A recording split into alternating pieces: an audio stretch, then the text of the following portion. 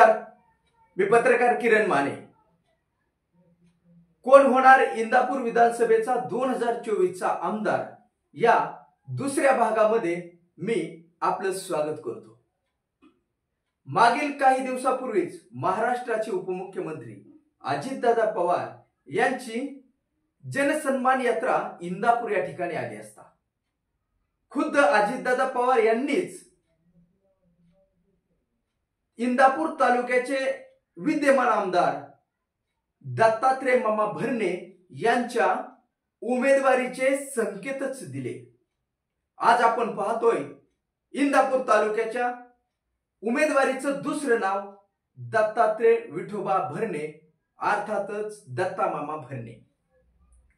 दत्तात्रय भरणे यांनी 1992 साली वयाच्या 22व्या वर्षी इंदापूर तालुक्यातील भवानीनगर येथील छत्रपती सहकारी साखर कारखान्याच्या संचालक पदापासून आपल्या राजकीय कारकिर्दीला सुरुवात केली। त्यानंतर 1996 ला दत्तात्रय भरणे यांनी पुणे जिल्हा मध्यवर्ती बँकेचे संचालक पद सांभाळले। 2003 ते 2008 या दरम्यान दत्ता मामा भरणे यांना भवानीनगरच्या छत्रपती सहकारी साखर कारखान्याच्या अध्यक्ष पदाची मोठी जबाबदारी दिली। 2009 च्या विधानसभा निवडणुकीमध्ये दत्ता मामा भरणे यांनी बंडखोरी करून निवडणूक लढवली, मात्र निवडणुकीमध्ये दत्तात्रय भरणे यांचा थोड्या मताने पराभव झाला। 2012 साली अजितदादा पवार यांनी दत्ता मामा भरणे यांना जिल्हा परिषदेची उमेदवारी देऊन थेट जिल्हा परिषदेचे अध्यक्षच केले। त्यानंतर दत्तात्रय मामा भरणे यांनी राजकारणामध्ये मागे वळून पाहिले नाही।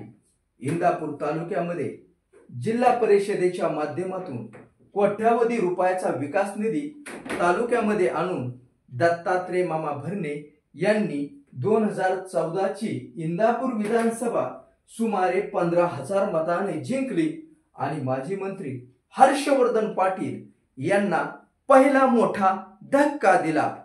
त्यानंतर 2019 ला स्टँडिंग आमदार म्हणून इंदापूरची जागा राष्ट्रवादी पक्षाला सुटली आणि पुन्हा एकदा दत्तात्रय भरणे यांनी सुमारे 3000च्या मताधिक्याने माजी मंत्री हर्षवर्धन पाटील यांचा पराभव करून दुसरा मोठा धक्का दिला।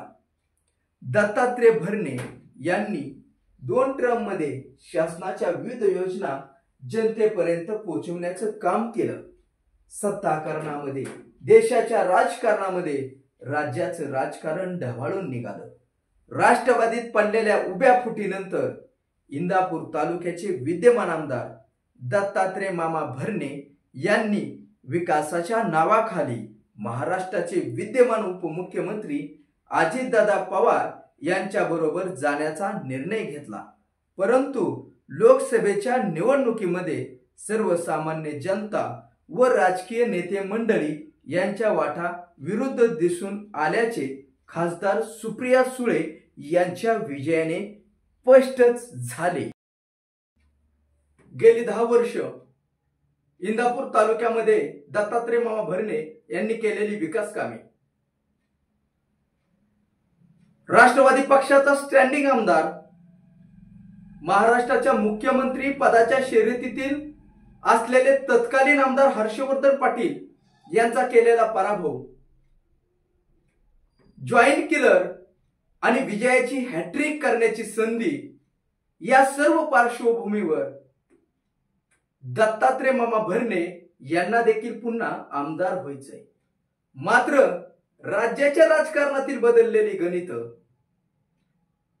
नव्याने येऊ घातलेली सत्ताकारणातील सूत्र, झालेली विकास कामे आणि राहिलेले प्रलंबित प्रश्न यावरच खऱ्या अर्थाने मामांच्या इच्छास्फूर्तीचं आणि विजयाच्या हॅट्रिकचं स्वप्न अवलंबून असणार आहे।